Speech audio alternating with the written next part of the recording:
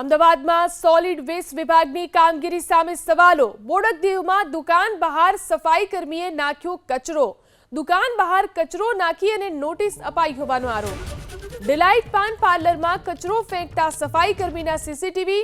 સફાઈ કર્મચારી દુકાનની બહાર કચરો ફેંકતો જોવા મળ્યો। સોલિડ વેસ્ટ વિભાગના આસિસ્ટન્ટ ઇન્સ્પેક્ટરનો દાવો। મીડિયામાં ખોટી રજૂઆત કરે છે દુકાનદાર। તો જોઈ શકાય છે આ દ્રશ્યોની અંદર કઈ રીતે દુકાનની બહાર આ જે સફાઈ કર્મચારી છે તે કચરો ઠાલવી રહ્યો છે।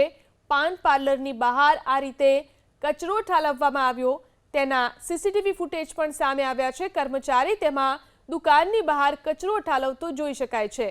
સોલિડ વિભાગ આસિસ્ટન્ટ ઇન્સ્પેક્ટરે દાવો કર્યો છે કે મીડિયામાં ખોટી રજૂઆત કરવામાં આવી રહી છે દુકાનદાર દ્વારા, પરંતુ આ દ્રશ્યોમાં સ્પષ્ટ દેખાઈ રહ્યું છે કઈ રીતે દુકાન બહાર કચરો ઠલવાયો।